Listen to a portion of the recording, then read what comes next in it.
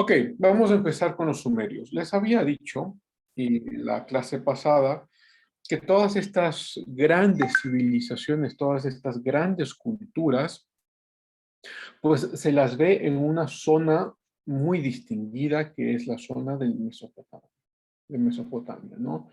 Ya les había mostrado en el mapa dónde se encuentra esta zona. eh, y ahora pues nos vamos a dedicar a las principales civilizaciones y vamos a empezar con los sumerios. Los sumerios tienen una localización geográfica eh, que va entre algunas naciones o lo que sería algunas naciones ahora. La principal de ellas, Irak. Entonces yo estoy aquí en el mapa, si ustedes pueden ver, todo está en árabe. Um, y claro, mira, acá está el Tigris, el Éufrates está al otro lado, este lado de acá.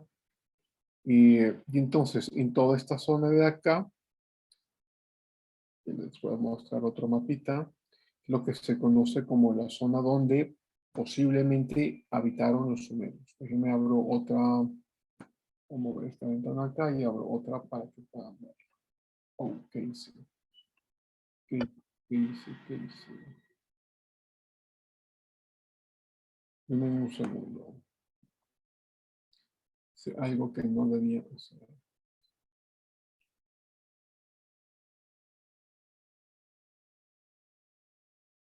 Ok, ahí está.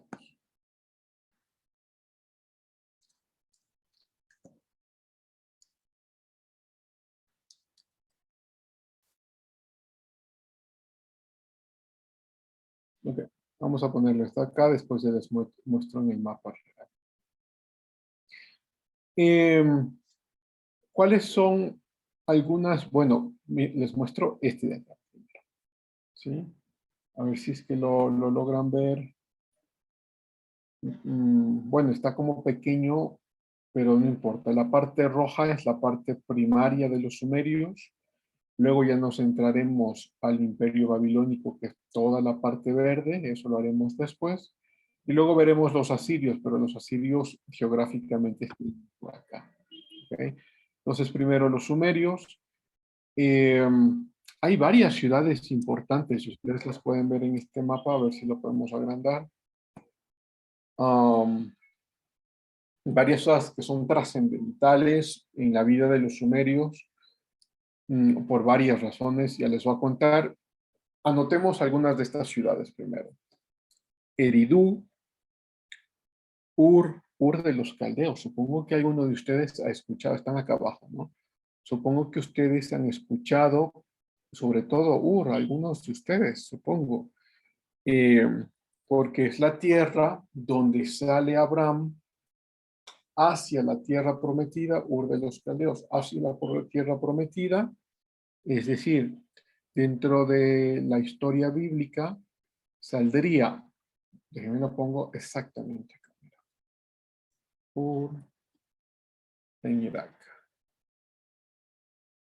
¿no? Entonces ahí está la ciudad. Es una ciudad muy antigua, no, hasta ahora ya no vive nadie ahí, pero hay monumentos arquitectónicos, ¿no? Entonces mira dónde está Ur, síguelo viendo, si lo están viendo, aquí, ¿no? Entonces hubiese salido para Israel a la tierra prometida y llegado acá. Recordarán que en la historia, de hecho no lo hace por acá, sino por este lado de acá, hay una parte en la que llega a Egipto y luego finalmente a Israel, ¿no? Bueno, o sea, son ciudades históricas que conectan varias historias, que conectan varios relatos que tenemos de estas civilizaciones y que lo hacen aún mucho más interesante y lo hacen más real, ¿no? Es decir, no es que hay una mitología ahí, que alguien se creó una ciudad X, que algún supuesto Abraham vivía ahí. No, estas ciudades son reales, son verdaderas, existen. Ok, entonces vamos a ver las, las ciudades, ¿no? Entonces tienes Eridu, Uruk, que está más arribita, Uma y Lagash. Están aquí, Uma y Lagash. Estas son las ciudades principales. Claro, todo esto de acá son las ciudades de los sumerios, pero estas son las ciudades principales, ¿no? Ur, Eridu, Uruk, Uma y Lagash. Supongo que lo están viendo en el mapa.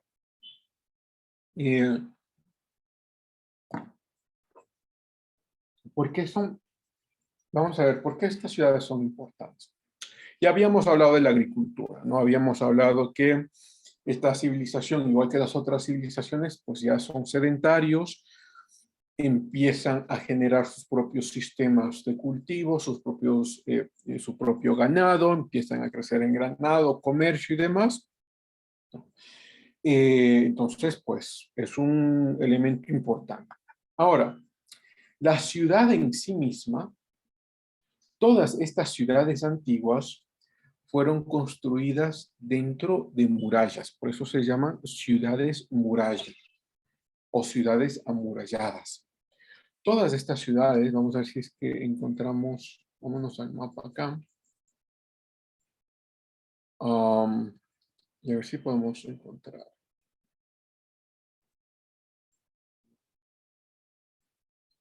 Mira, acá está el Sigurat. Eso vamos a hablarlo en un segundo.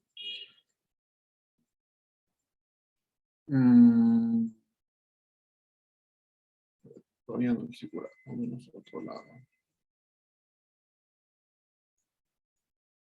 Vámonos directo. Acá.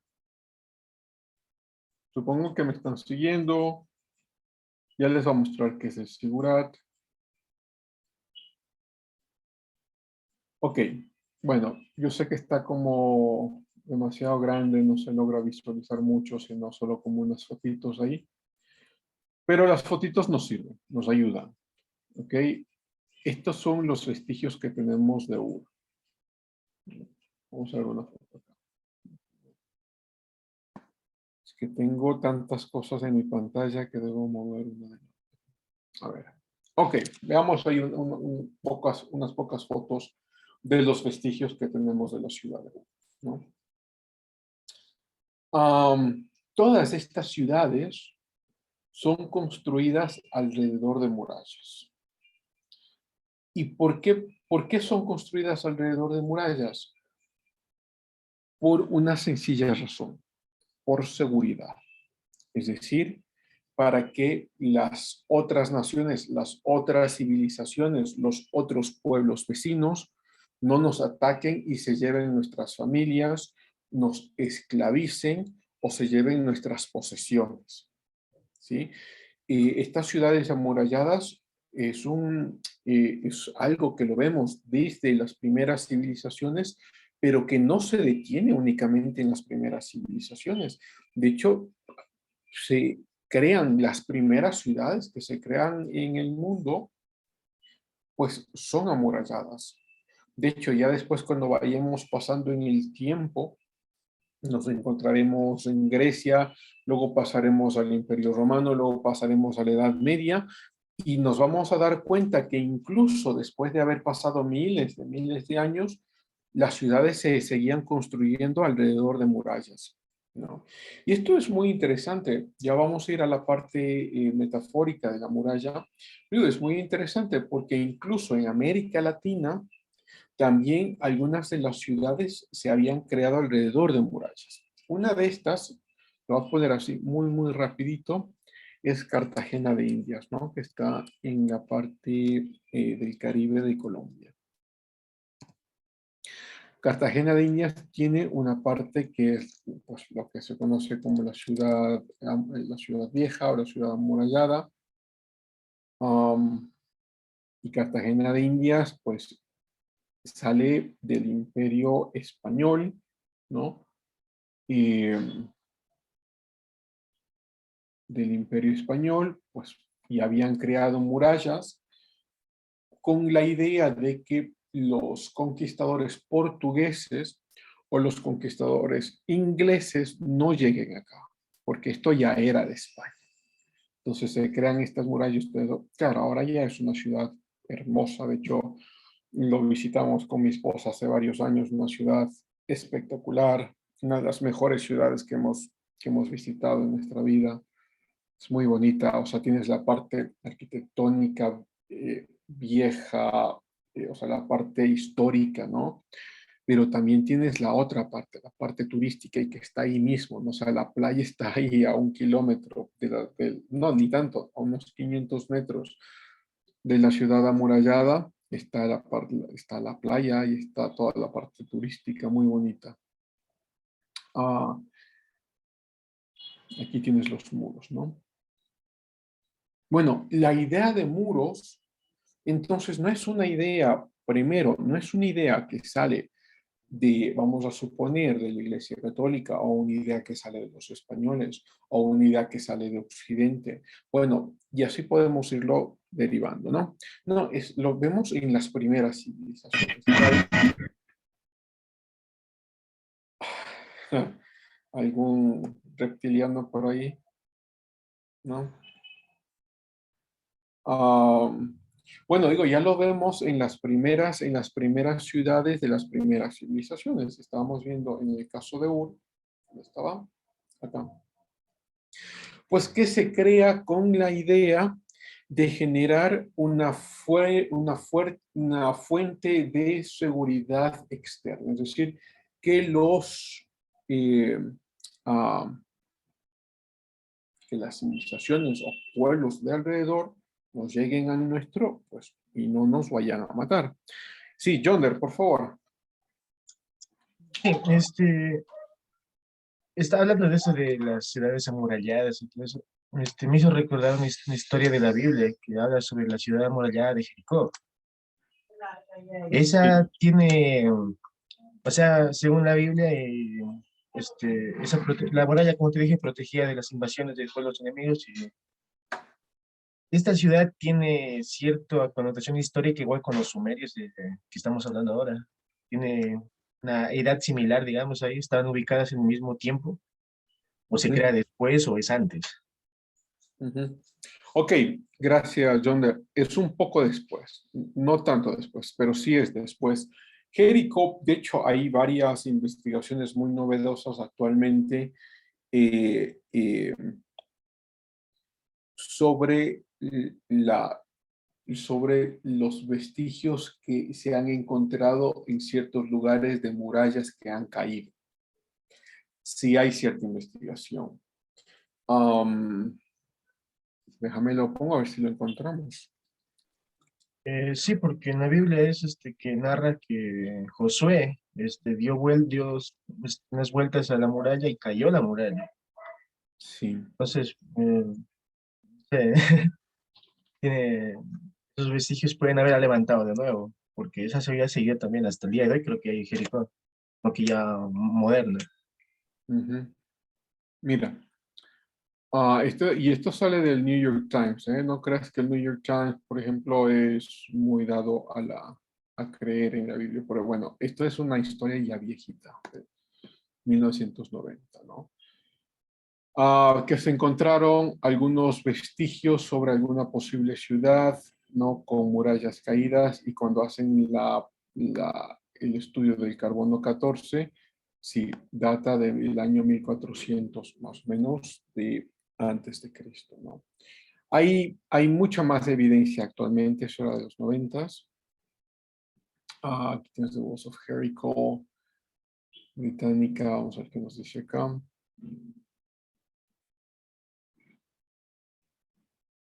Ujú.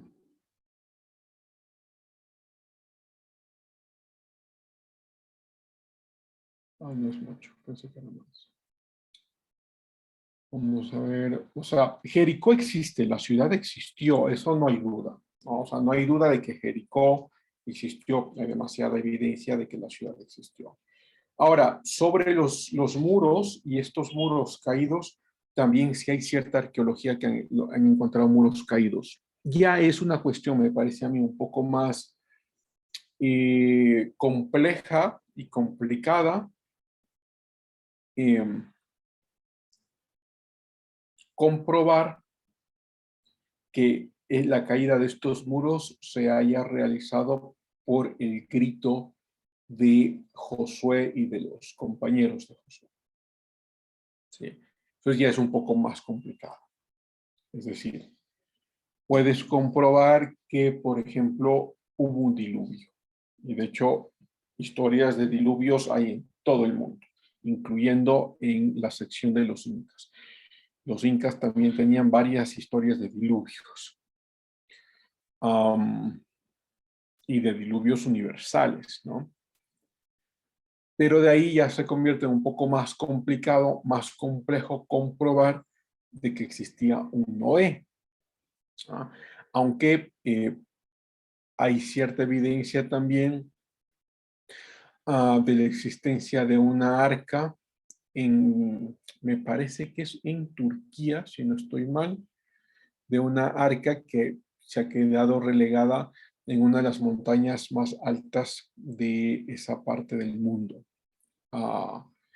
Pero no hay cómo llegar allá.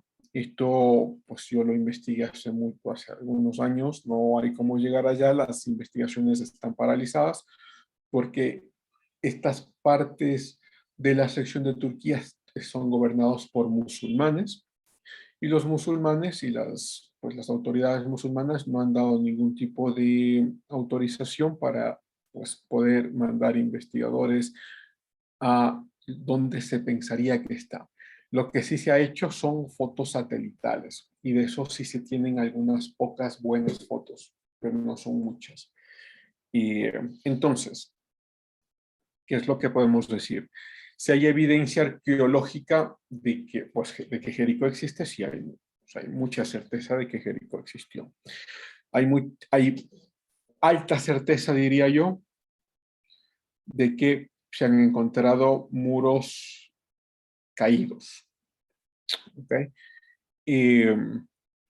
Pero hay baja certeza de que estos muros se hayan caído por el grito de una tribu que estaba caminando alrededor. ¿Significa eso que la historia de Josué a la entrada a la tierra prometida no existió? No, no significa eso. Tampoco significa lo contrario. O sea, tampoco significa que la historia es exactamente verdadera desde el punto de vista histórico, desde el punto de vista de la evidencia. ¿Okay? Tienes otras aproximaciones para llegar allá, que no son históricas necesariamente, sino que son teológicas. ¿Mm?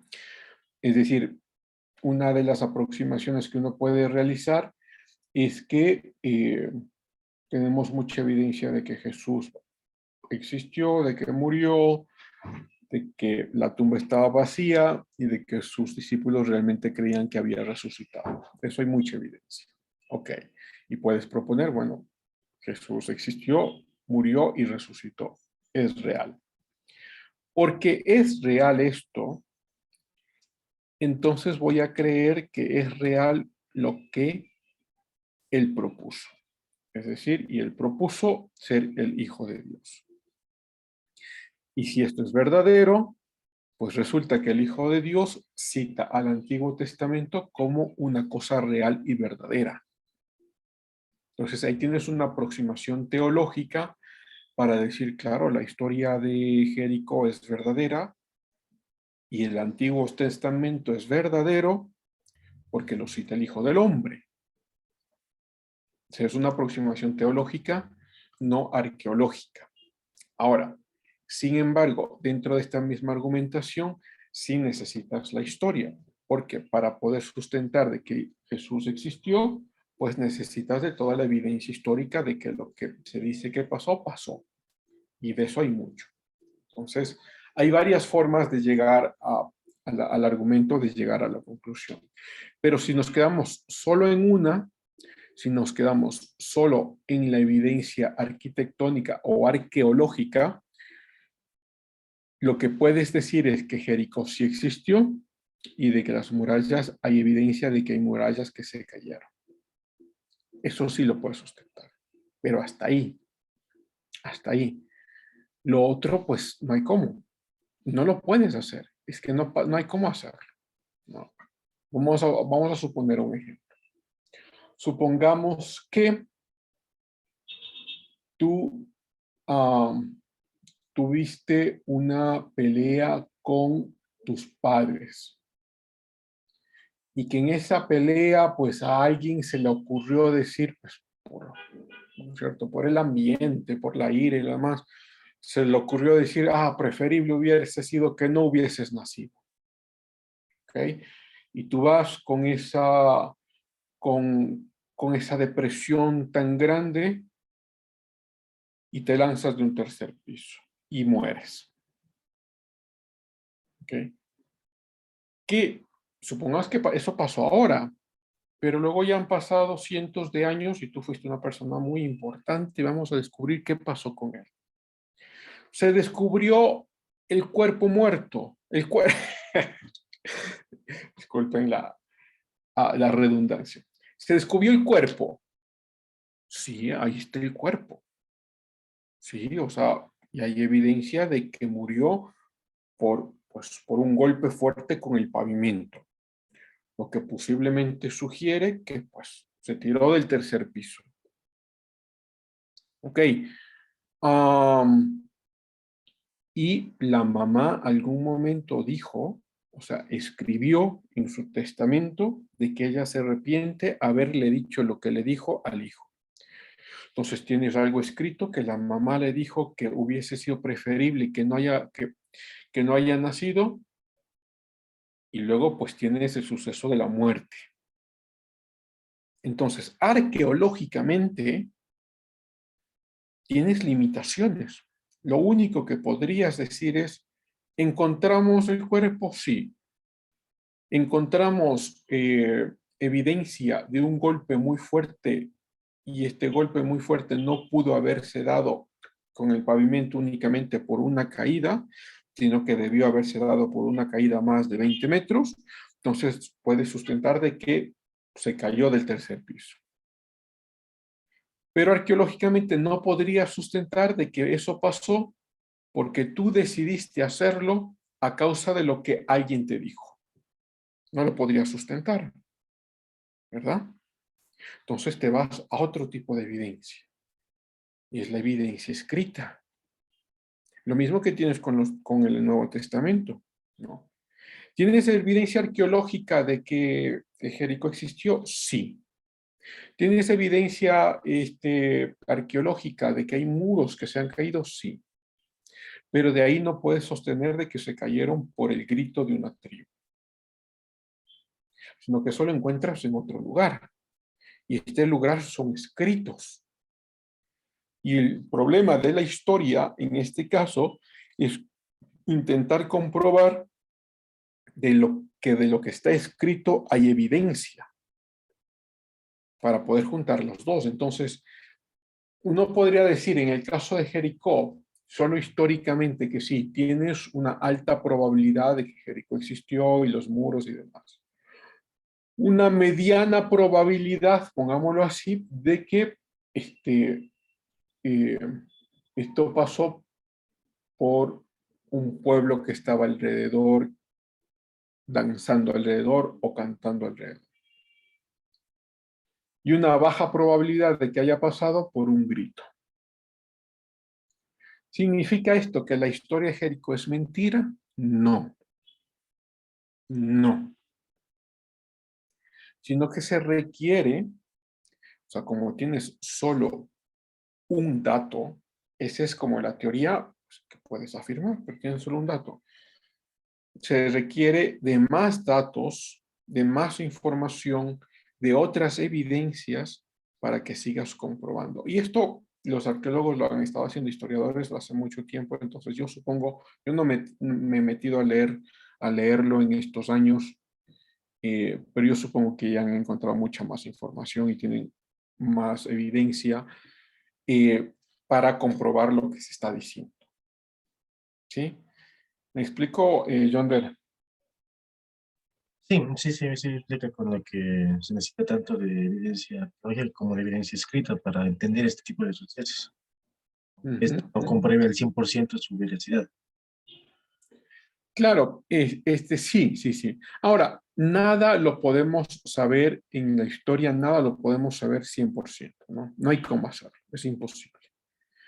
Entonces, lo que haces es tener información, construir evidencia, o sea, pues generar hipótesis a partir de las evidencias que tienes, y las hipótesis más sustentadas son porque tienen mejores evidencias. ¿Okay? Entonces, por eso algunas hipótesis se van desechando, otras se vuelven a proponer y demás, pero eso es por la evidencia que tienes. ¿Okay? Eh, pero otra vez, ¿significa que eso es mentira? No, no, no, sino que las ciencias sociales, incluyéndolo ahí a la historia, no es perfecta. No llegas a un 100% de certeza en nada. En nada. ¿Significa eso que la verdad absoluta no existe? No. Vamos a ver. Yo me detengo un segundo ahí porque creo que les va a parecer importante. Ustedes van a escuchar en muchas de sus clases, y esto no pasa solo en esta facultad, en esta ciudad, pasa en todas las ciudades de ciencias donde se da ciencias sociales, ¿no? Mm. Van a escuchar, no, es que la verdad absoluta no existe. Esa afirmación tiene dos problemas evidentes. Los dos problemas son filosóficos. ¿Cuál es el primer problema? Cuando yo digo la verdad absoluta no existe, lo estoy afirmando como una verdad absoluta. Es decir, lo que yo estoy diciendo lo propongo como que fuera absolutamente verdad. La verdad absoluta no existe. Lo estoy proponiendo como una verdad absoluta, lo que quiere decir que es contradictorio. Y si es contradictorio, es ilógico. Y si es ilógico, no se puede sostener. O sea, cuando alguien dice la verdad absoluta no existe y sabe un poco de filosofía, uno le puede preguntar, ¿y lo que dices es absolutamente verdadero? Y ahí hay un problema, ¿no? Porque si te dice sí, es absolutamente verdadero, es contradictorio.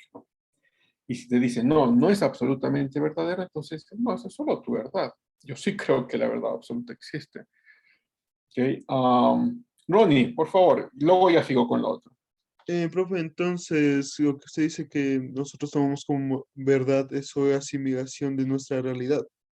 Es lo que yo comprendo, creo que un filósofo lo dijo que si es que es duda, es que estamos en la realidad de nosotros y podemos comprender lo que tomamos como verdad.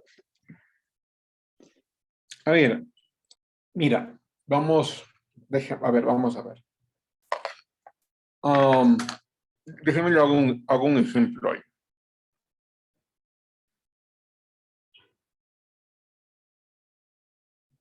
Sería como un paradigma, ¿no? ¿Verdad? ¿No?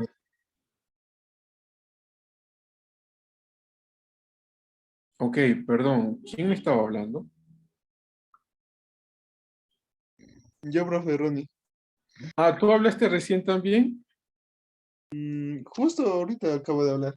de un paradigma? Eso. No, eso lo dije yo, bro. Ah, Yonder. Ah, ya, ya, perdón, ok, como... Bien, está bien, está bien. Vamos a ver. Déjeme hago un ejemplo ahí. Vamos a suponer que tú estás aquí en clase, tu mamá salió, ¿no es cierto?, a la calle. Puedes decir que la siguiente afirmación es verdadera o falsa. Am,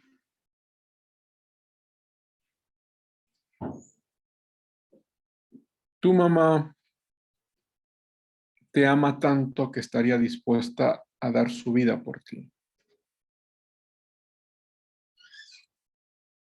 Y uno puede afirmar ciertamente y decir, sí, es verdadero. Bueno, hay mamás que no les importan sus hijos, pero dejémoslo eso por un segundo de lado. ¿Ok? Entonces, sí, es verdad.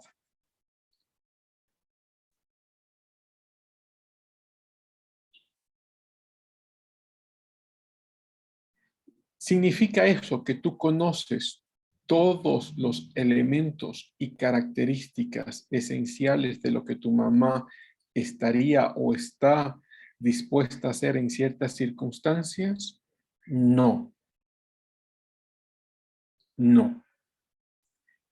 Pero a partir de la información que tienes, sabes que esa afirmación es verdadera. Entonces, aquí hay una diferenciación importante que hacer. Aunque no podamos comprender la verdad en toda su totalidad, no significa que no exista, uno, y dos, no significa que lo que yo creo que es verdad no sea verdadero, aunque no conozca todos los detalles. ¿Me explico? Es como decir, bueno, es verdad que si yo aplasto este botoncito en la computadora se va a prender. Y digo, sí, es verdad, esa afirmación es verdad. Significa eso que yo comprendo cómo la computadora funciona con todos sus elementos y que puedo entender cómo el software ha aprendido el mecanismo para que la pantalla me pueda dar la información. No, no conozco todos los detalles de la realidad, no lo conozco, pero sí puedo conocer, o sea, sí puedo estar en la posición de afirmar que algo es verdadero. ¿Sí? Entonces, hay algunas percepciones más verdaderas que otras, porque conocemos más elementos que otros. Vamos a suponer que, por ejemplo, ¿cuáles de los elementos que más alta probabilidad o más verdad puede ser? Son las matemáticas. ¿Sí? 1 más 1 es 2. No necesitas decir, pero es que no conozco la realidad del 1 ni la realidad de lo que es el 2. No, no, conoces con mucha certeza qué es el 1 y qué es el 2. Y puedes decir que 1 más 1 es 2. Lo conoces con mucha certeza. Tienes una alta aproximación a la verdad. O diríamos casi, casi ya estás allí. ¿Mm? Pero, por ejemplo, en el ámbito de las ciencias sociales, tú dices, ¿es verdadera la afirmación siguiente? El día está nublado y posiblemente llueva. ¿Es verdad esa afirmación? Pues sí, es verdad. Pues yo lo veo de aquí, de fuera de mi ventana, y el día está nublado. Es verdad.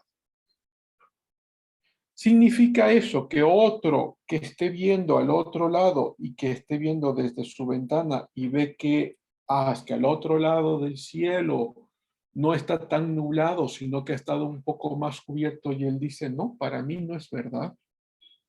¿Significa que lo que yo he dicho no es cierto? No, es verdad. Pero no he visto todo el panorama, no conozco toda la esencia de la verdad y yo lo que podría decir para hacerlo más real y más verdadero, podría decir, bueno, yo cuando saco de aquí mi cabeza a la ventana, sí, la parte de mi visión está oscura, sin embargo, al otro lado está clara. Esa sería una mejor aproximación a la verdad. Entonces, tienes un problema ahí grave. Pues no, no tan grave, sino que es un problema filosófico. Que no podamos acceder a la verdad en muchos casos no significa que la verdad no exista. Y en otros casos que podamos acceder solo a ciertos elementos de la verdad, no significa tampoco que la verdad no exista. ¿Sí? Eh, ¿Por qué me detengo aquí un segundo? Porque yo lo escucho todo el tiempo, todos los ratos, todos los años. Ya no me molesto yo en conversar con gente, sino solo con mis estudiantes para enseñarles, pues que tienes problemas en la afirmación. Es decir, el primer problema que yo decía, cuando tú dices la verdad absoluta no existe, tienes el problema filosófico de la contradicción, te estás contradiciendo, porque lo estás afirmando absolutamente, estás diciendo absolutamente la verdad absoluta no existe. Eso es una contradicción. ¿Okay?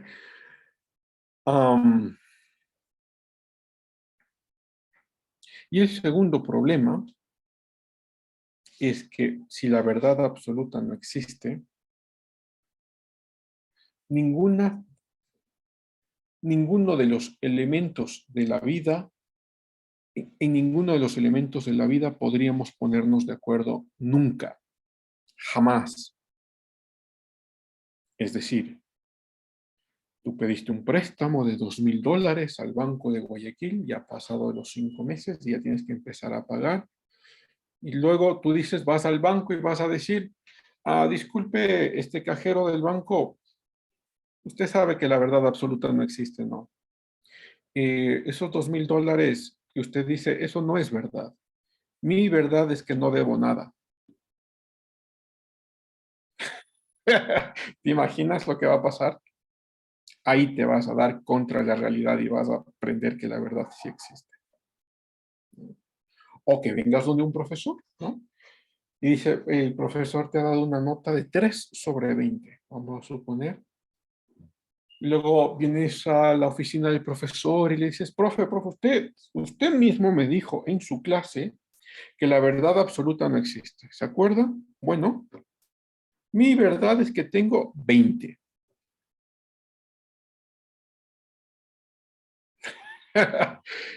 Pues ahí sus profesores van a reventar y aunque no lo van a querer aceptar, pues van a tener que inconscientemente ver que lo que estaban diciendo es ilógico.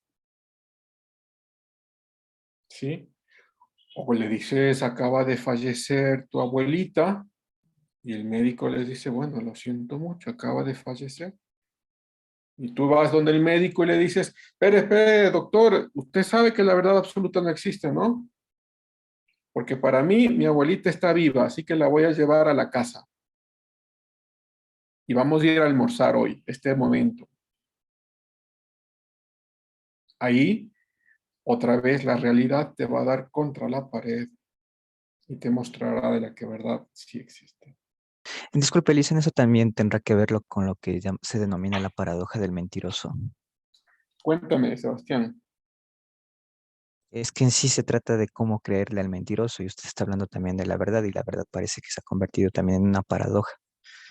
Cuéntame, ¿cuál es el punto? Explícate un poco.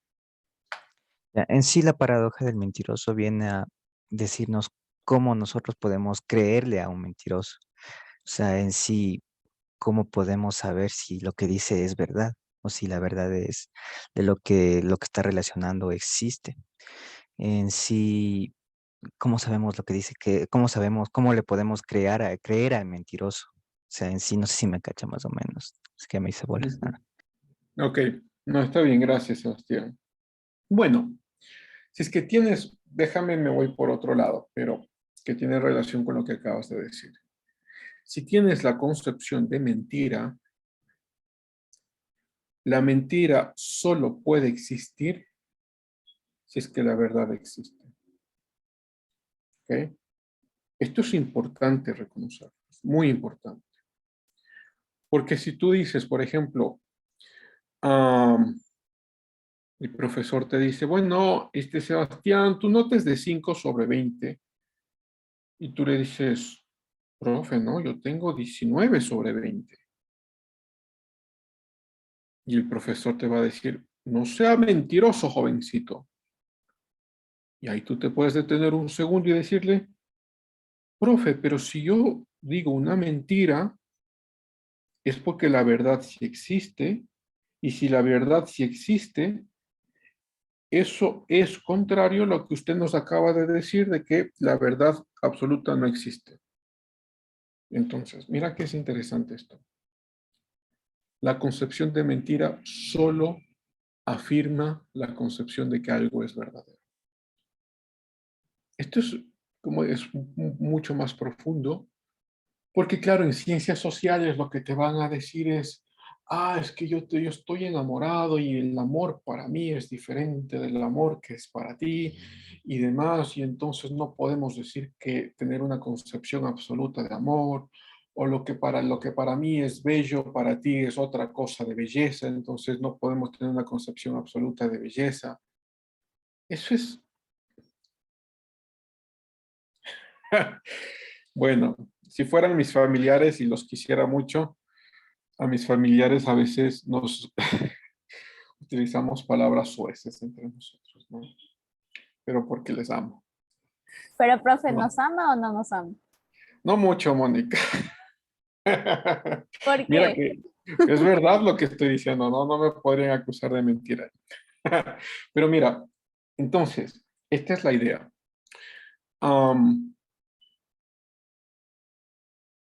es ilógico, vamos a ponerlo muy suavecito. Es ilógico, ¿no? O sea, en todas las cosas que hacemos pues, todos los días en la materia, nos vamos a dar cuenta todo el tiempo de la que la verdad sí existe. O sea, yo voy con mi carro, se me ha ponchado la llanta, estoy con la llanta baja y voy donde el maestro, donde el vulcanizador y digo, señor maestro, ayúdeme, cámbieme la llanta, la he ponchado. Y el maestro vulcanizador que está estudiando ciencias sociales viene y le dice al dueño del carro, usted sí sabe que la verdad absoluta no existe, ¿no? Ah, bueno, porque esa llanta para mí está bien, no necesita cambiarla. Te vas a dar contra el mundo, que la realidad te va a mostrar de que la verdad sí existe. Yesenia, por favor. Buenos días, profe. Es Buen un tema día. interesante que nos comparte usted y yo tenía una pregunta de curiosidad Sí. acerca de las murallas. En ese tiempo, ¿cómo y de qué manera fueron construidas que hasta ahora existen? Y ya es algunos años atrás que fueron construidas y hasta ahora se pueden apreciar. Gracias. Muy bien, Yesenia, muy bien. Bien, está bien que hayas hecho ese comentario, así nos regresas otra vez a la clase, lo que debemos hacer en la clase. ¿Y dónde me fui acá? Bueno, o sea, está muy bien. Regreso yo entonces a la parte de la clase. Sí, o sea, estas murallas, vamos a ver, en principio fueron construidas con uso de pues herramientas de manualidades, herramientas manuales como la piedra y, luego herramientas metálicas y luego con el uso del terreno que tenían allí en mezclas que se pueden hacer, ¿no? ¿Por qué han durado tanto?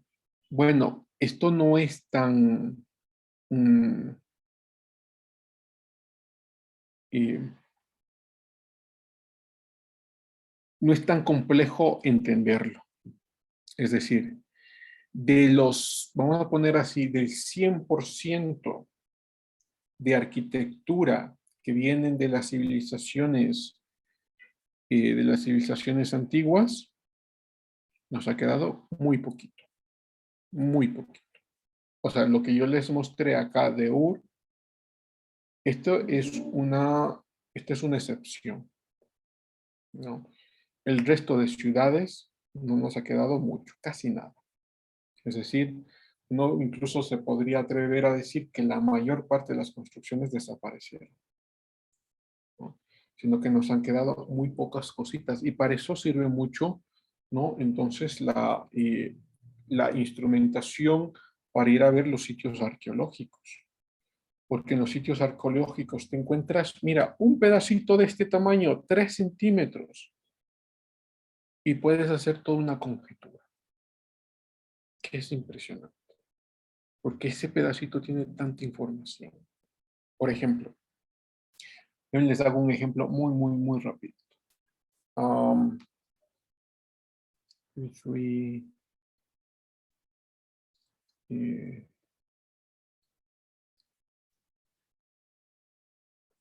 three o before. Vamos a ver. Les hago un ejemplo muy rápido.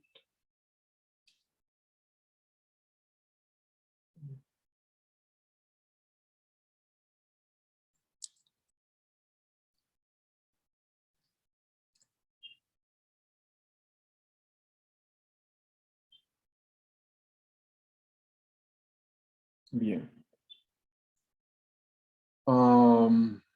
Estoy buscándolo, a ver dónde lo encontramos. Creo que vean el original. Por ejemplo, bueno, no sé si es el que estoy buscando, pero nos va a servir este. Por ejemplo, hace los últimos 20 o 30 años se han encontrado, si ustedes pueden ver esta hojita de acá, ¿sí? Un papiro de un tamaño así, casi de 2 por 1 centímetro, así chiquitico, ¿no? Muy chiquitico. Y lo que ves aquí, ¿no? Bueno, no sé si es exactamente el P4 que yo estoy buscando, pero no importa, nos ayuda a entenderlo. Este P4 que se encuentra allí en uno de los sitios de Qumran en Israel, hacen la datación y data del primer siglo de nuestra era, es decir, desde el año 1 hasta el año 99, y resulta que lo que está escrito en ese pedacito chiquitito tiene un 90% de concordancia con lo que se escribió en el Evangelio de Juan.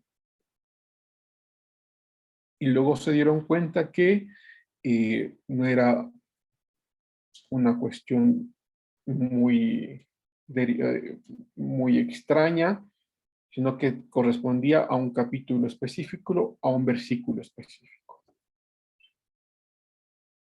¿Y por qué fue tan importante esto, o por qué son tan importantes estos descubrimientos? Porque así puedes, con la datación. Ahora, la datación del carbono 14 en estos ejemplos no funciona mucho porque el carbono 14 tiene un spam de 150 a 300 años en mediano plazo y mucho más tiempo a largo plazo. Entonces, no te da una fijación real de cuándo fue escrito. Para eso se utilizan otras técnicas que son técnicas de escritura, es decir, las formas de escritura, el uso del lenguaje, uso de material, y con toda esta información puedes decir, estuvo entre este año y este año. ¿Okay? Entonces, este pedazo chiquito, pues se lo data más o menos, no por el carbono 14, sino por estas otras técnicas, al finales del siglo I y casi principios del siglo II. ¿Qué puedes sacar como conjetura de eso? Bueno, como conjetura de eso, puedes sacar de que primero, el Evangelio de Juan ya existió en el siglo I y que posiblemente lo que acabamos de encontrar no era el original, sino una copia. ¿Qué puedes conjeturar? Puedes conjeturar que si era una copia, el original tuvo que haberse escrito mucho antes. Puedes conjeturar que el autor debió haber vivido en el siglo I. Y con estas conjeturas, entonces, puedes concluir de que Juan realmente sí existió. Y es como una cosa pequeñita, un papel minúsculo. ¿Sí? Entonces, ¿qué es lo que pasa con las murallas? Y lo mismo con las murallas, ¿no? O con los sitios arquitectónicos. No tenemos mucho. Pero de las cosas pequeñas que sí tenemos, o sea, esta muralla de Ur, pues es un milagro tenerlo así, pero tú cuando ya ves por dentro, muchas cosas están destruidas, ¿no? Pero con las pequeñas cosas que tenemos puedes conjeturar mucha otra información. ¿Sí, Yesenia? Sí, muchas gracias, profe. Muy bien. Denme un segundito, cojo acá mi teléfono.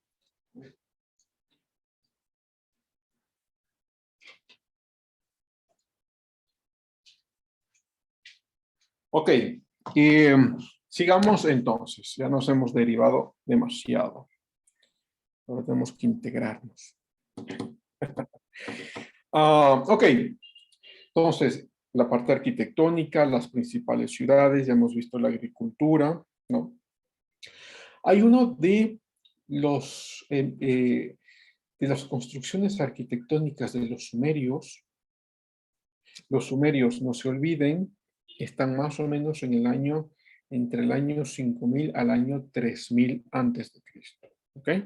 Más o menos en ese rango. Los sumerios tuvieron una construcción, o la principal construcción de esta civilización es algo que se llama el zigurat. Ya les voy a escribir acá.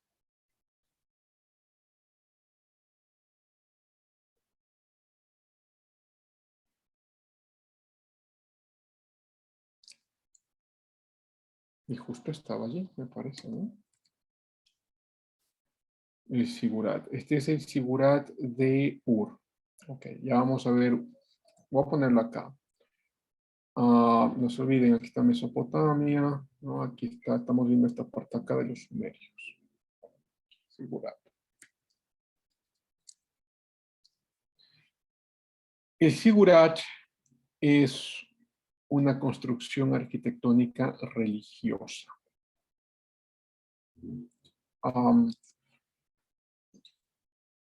Nosotros vemos acá los vestigios, más o menos, pero veamos este gráfico porque nos da quizá un poco más didácticamente qué es lo que les quiero mostrar. Los sumerios, igual que las otras civilizaciones, se construían a través de una teocracia. Esto viene del griego. Utilizamos muchas palabras griegas, ¿no? Theos, que es Dios, Theos, igual que en Juan 1.1,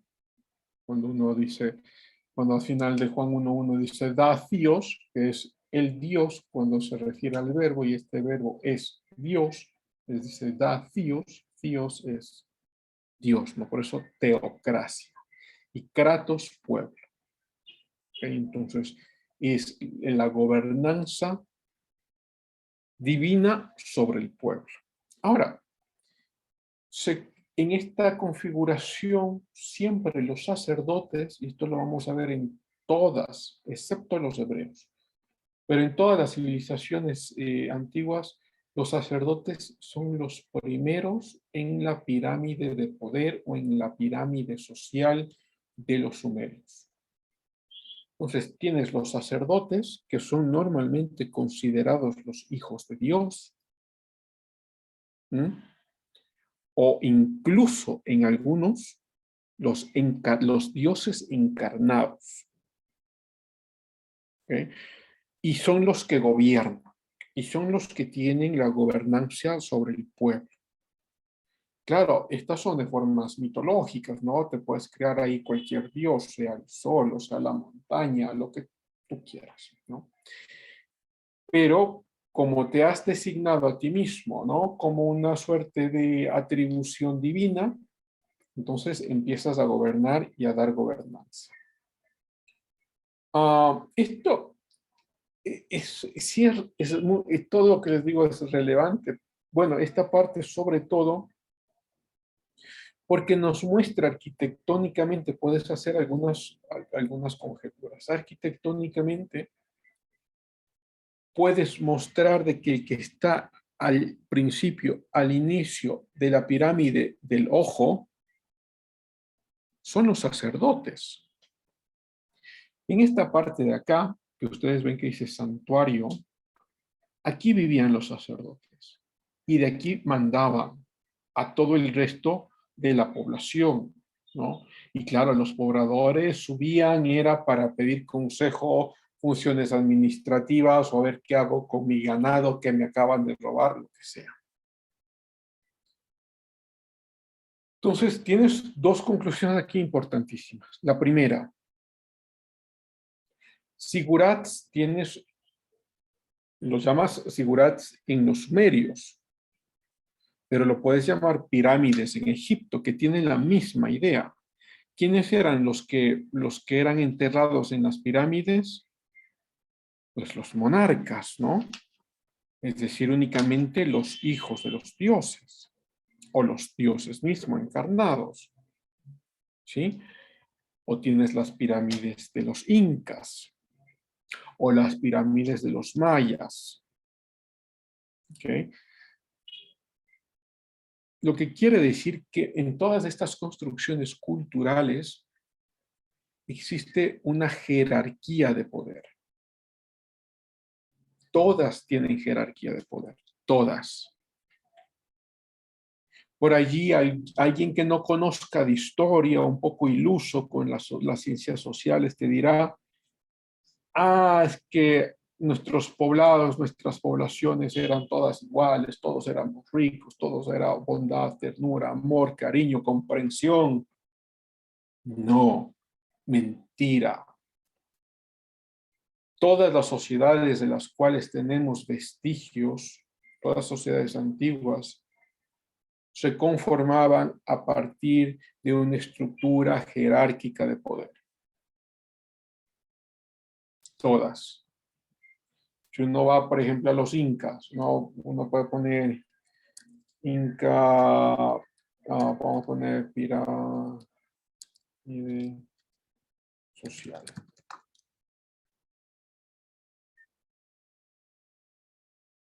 Dice, es que nosotros vivíamos todos iguales. No, no, no, eso no es verdad.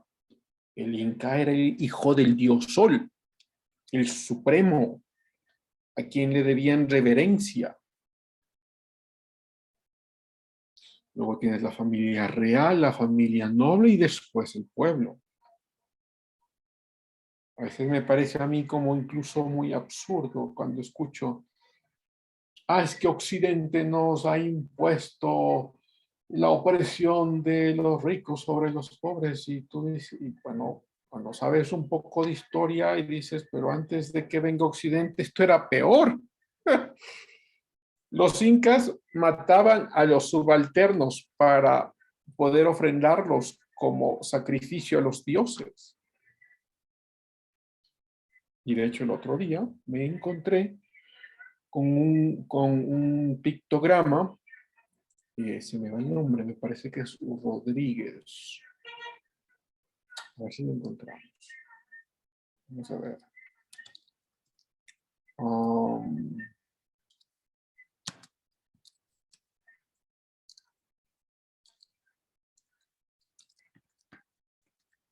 A ver si es que lo encuentro.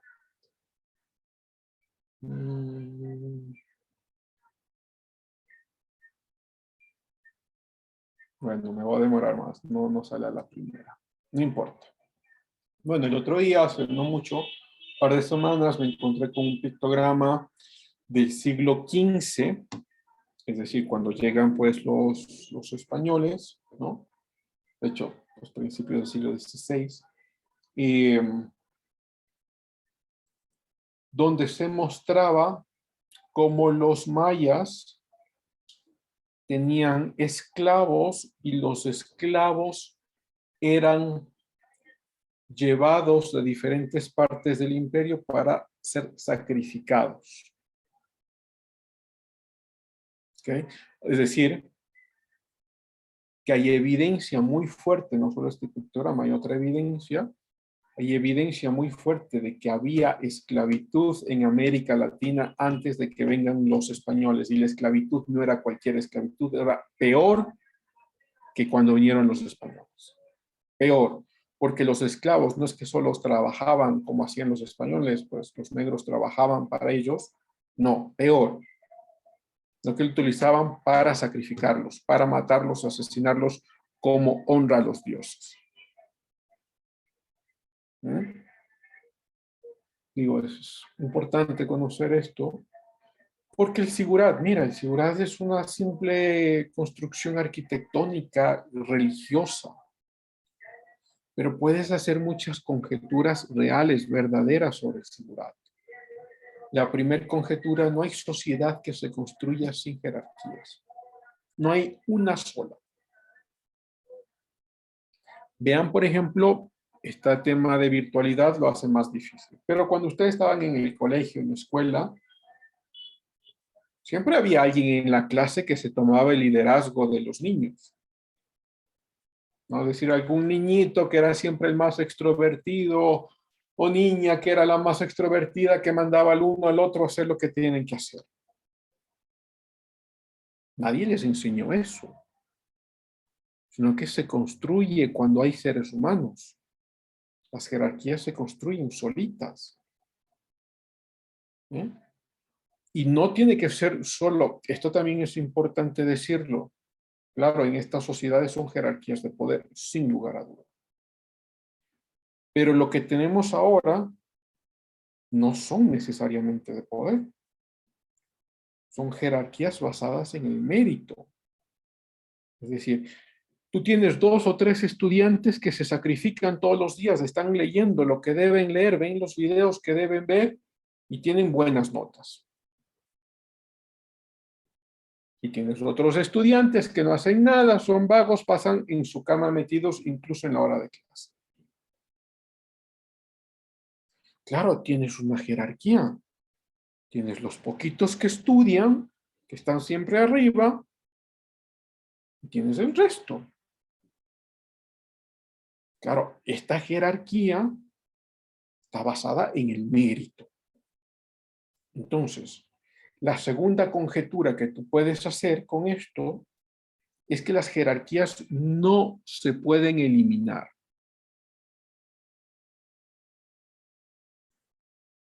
No se pueden eliminar. En toda sociedad, en todo lugar de donde tenemos evidencia, siempre hay jerarquías. Siempre. Incluso en los experimentos comunistas, socialistas, hay jerarquías. ¿Y quién está en el tope de la jerarquía? El dictador y los que están alrededor del dictador. Esos son los que tienen todas las bondades del poder, de la política y de la economía. Miren el caso de Nicolás Maduro, ¿no? El sobrino de Nicolás Maduro se lo encontró con millones de dólares en una cueva en Puerto Rico.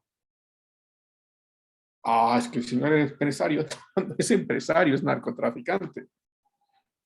Pero claro, son todos los que están alrededor del poder los que se benefician, ¿no? Entonces, incluso en aquellas sociedades donde han querido eliminar las diferencias se aumentan. Ahora, no puedes seguir conjeturando y diciendo, entonces, si estamos de acuerdo que toda sociedad tiene jerarquías, y estamos de acuerdo que las jerarquías no se pueden eliminar. Estamos de acuerdo con eso. La pregunta esencial sería entonces, ¿qué tipo de jerarquía es la más adecuada? Y la respuesta es muy sencilla.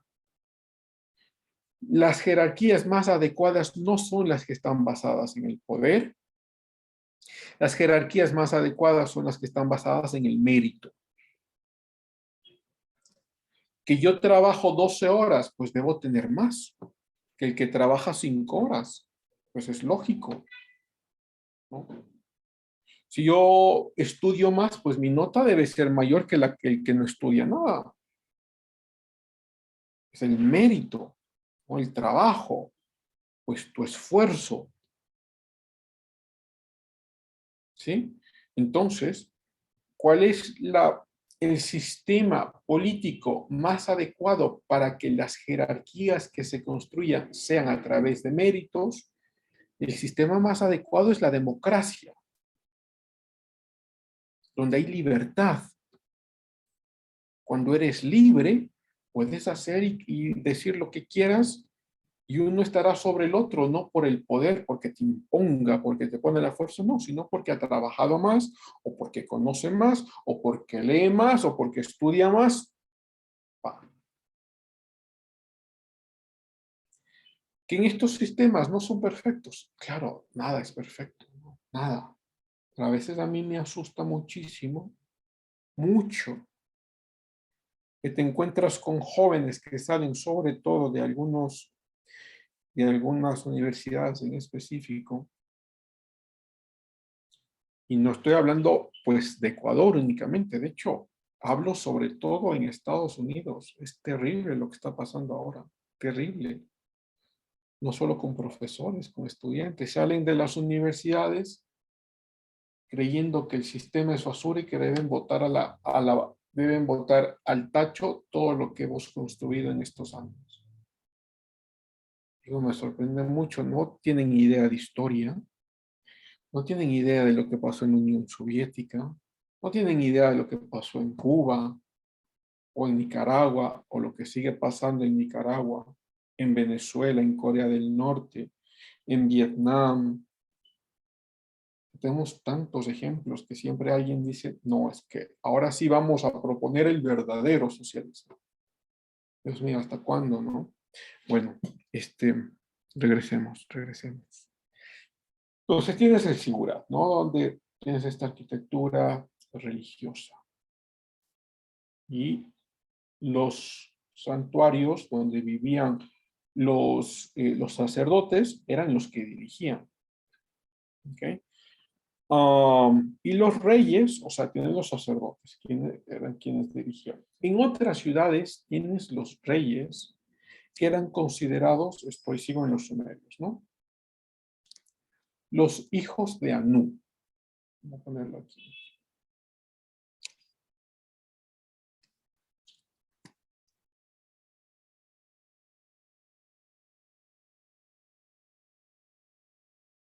¿Sí?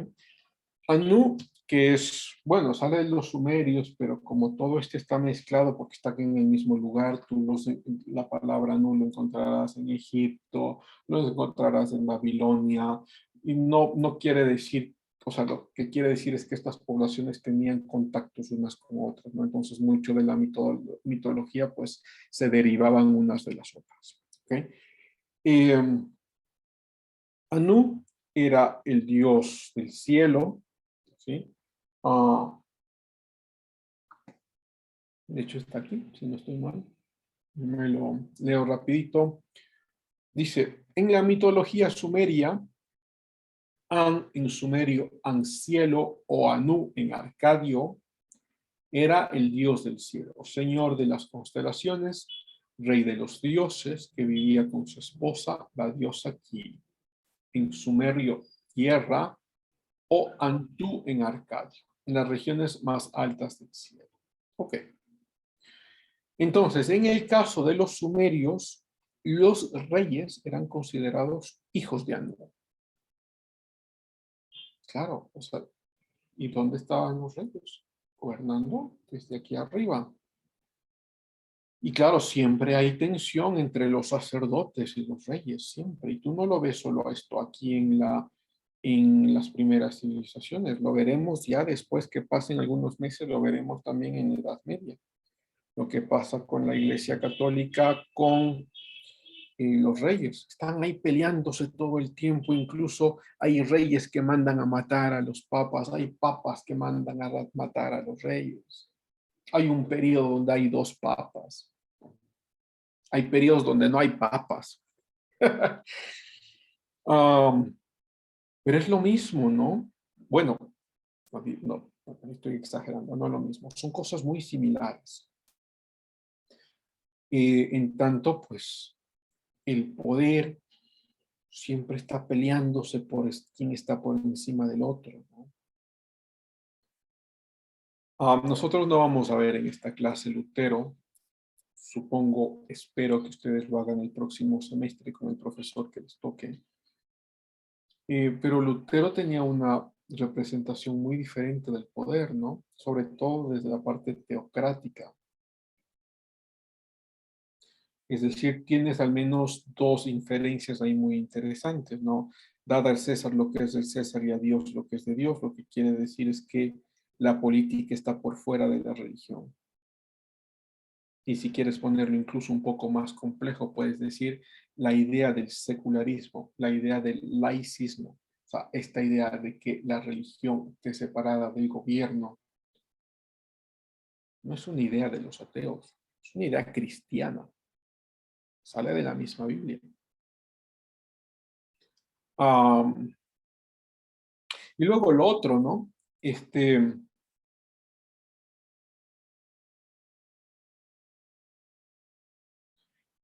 Si quieres ser el más alto, pues viniste a servir, ¿no? Cuando Juan y su hermano Jacobo se le acercan y dicen, ¿quién es el más grande en el reino de los cielos? Y dice, bueno, el que sirve más. Es una interpretación muy diferente. Es decir, desde el punto de vista protestante que sale en el siglo XVI, esta representación es una representación natural del ser humano, no una representación divina. Es decir, el ser humano construye esto donde haya seres humanos. Significa que esta es la representación divina que propone el protestantismo, no, sino lo contrario. Interesante. Ok, regresemos a la parte, terminemos, todavía no tenemos 15 minutos. A ver, de los sumerios, vámonos a la economía.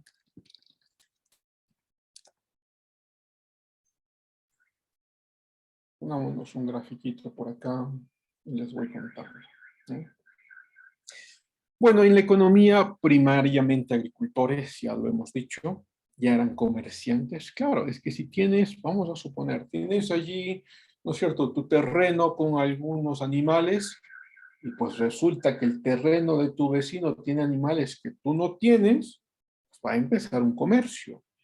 En principio un comercio de trueque, pero rápidamente un comercio después de monedas. Ya la moneda empezará a utilizarse no como una moneda en tanto la conocemos ahora, sino como piedras preciosas que luego servirán de intercambio. ¿Sí? También ya en esta sociedad se construyeron textiles. Es que era lógico, ¿no? Porque además que los cambios de clima ya pues, te obliga, quieres sobrevivir, tienes que construir algo para poder sobrevivir en el frío, ¿no? Como los fríos que estamos viviendo aquí en Ecuador,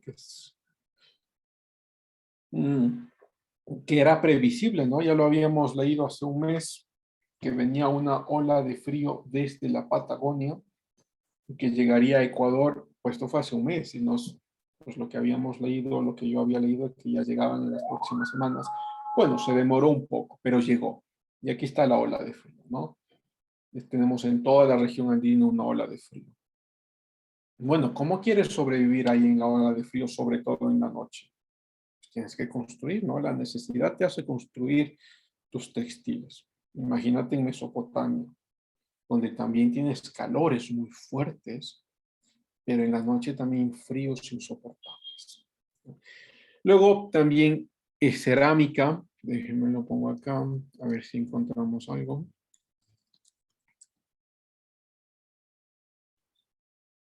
Sí, un poco de la cerámica de los sumerios.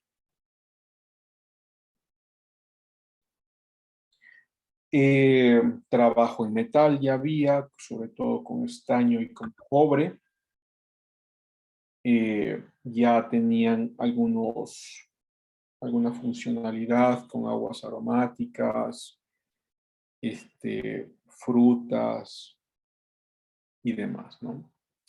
Ya para el año 3000 inventan, dentro de los sumerios, inventa bueno, no sé si por primera vez, pero es la primera evidencia que tenemos sobre la rueda, ¿no? En el año 3000. Claro, la rueda es fundamental para poder trasladarse de un lado a otro. Es indispensable, indispensable. Y luego quiero ponerles, a ver si nos ayuda el internet. Tenía línea de tiempo.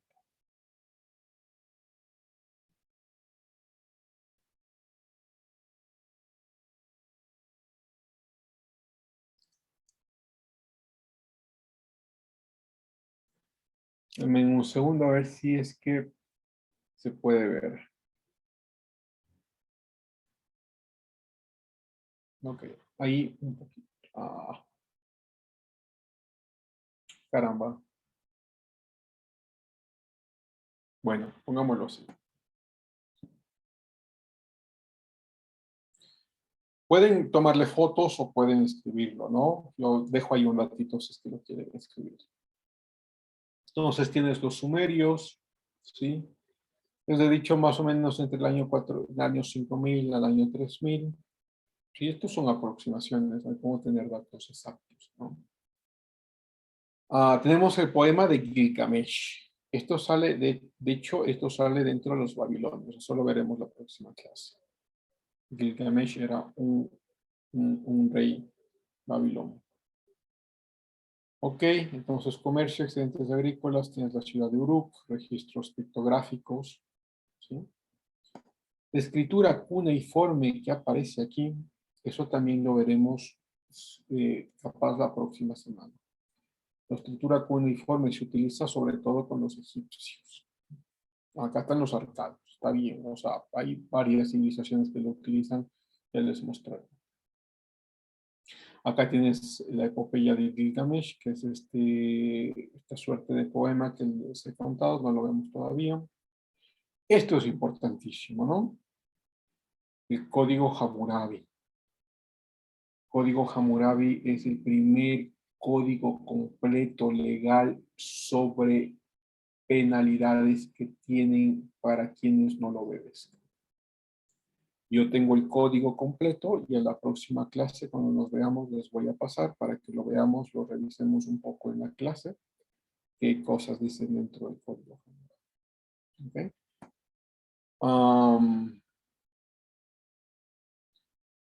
Los asirios, estos sí vamos a ver un poquito, veremos de los asirios. Nabucodonosor, esto sí ya es después, ¿no? Nabucodonosor, lo veremos con el imperio babilónico, el segundo imperio babilónico. Haremos una conexión también con lo que pasa con el libro de Daniel.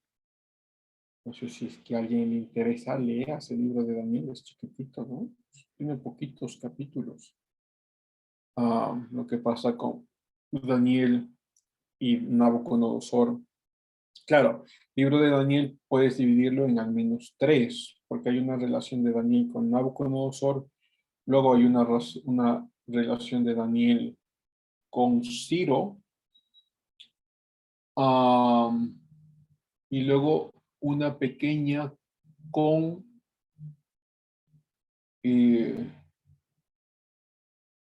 Ciro el Grande, y se me va el nombre del otro, ya lo encontraré. Pero bueno, ya llegaremos allá. Acá está Ciro, ¿no? De hecho, de los persas, porque los persas luego llegan a Babilonia y conquistan. Luego Alejandro Magno. ¿Okay? Entonces supongo que ya lo copiaron o le tomaron fotos o una foto mental.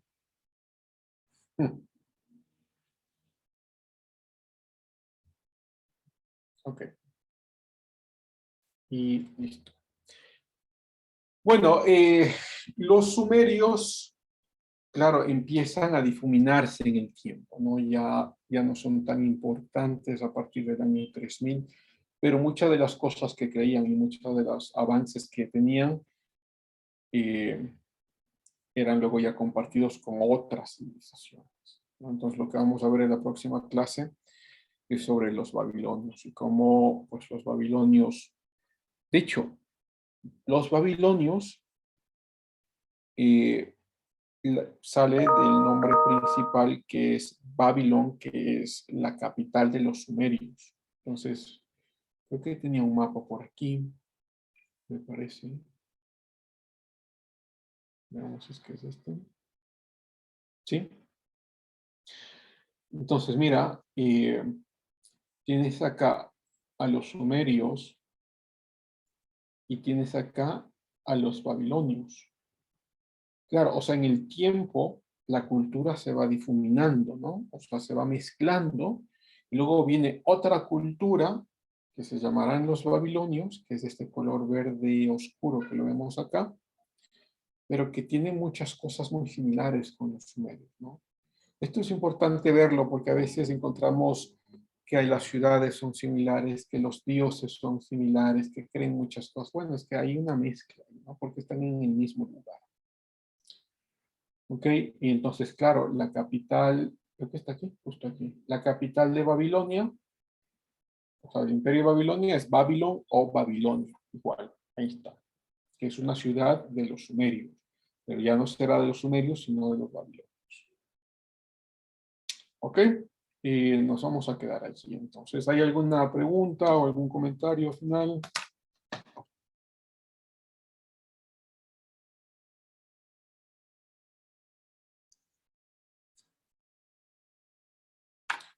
Bien, nada.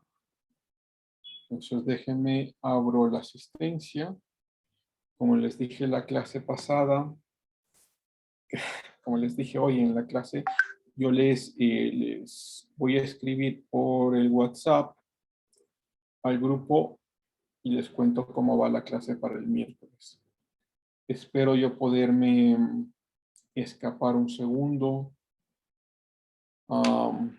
Les conté que tenemos un viaje programado con unos poquitos profesores de la universidad a un congreso en Quito en esta semana.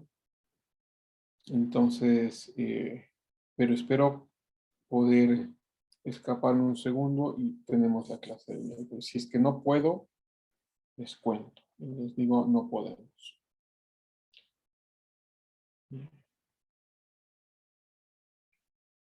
Vamos a ver. Ronnie. Ronnie. Sí está. Presente, Licen. Gracias. Clever Adrián. Presente, profe. Gracias. Jocelyn Michelle. Presente, Licen. Gracias. Luis Felipe. Presente, Licen. Gracias. Natalie Lisset. Presente. Gracias. Yesenia Natalie. Presente, profe. Gracias. Edgar Ricardo. Presente, profe. Gracias. Enix Paul. Presente. Gracias. Francis David. Presente, profe. Gracias. Mónica. Presente, profe. Gracias. María Belén. Presente, profe. Gracias. Kevin René. Presente, profe. Gracias. Camila. Presente. Gracias. Julio Andrés. Presente, profe. Gracias. Diana Patricia. Presente, profe. Gracias. Alexander Javier. Presente, profe. Gracias. Erika Nayeli. Erika. No, Erika ya no. No estoy mal. Daniela Michelle. Gracias. Tatiana Montserrat. Presente. Gracias. John de José. Presente, profe. Gracias. Alex Darío. Presente, buenos días. Buenos días. Denis David. Presente, Licen. Gracias. Kevin Sebastián. Presente, buenos días. Buenos días. Y Yadira Estefanía. Presente. Gracias, Yadira. Gracias, chicos. Cuídense. Que tengan un buen día. Hasta luego, profe, gracias. Hasta luego. Hasta luego, Licen, profe. Hasta luego.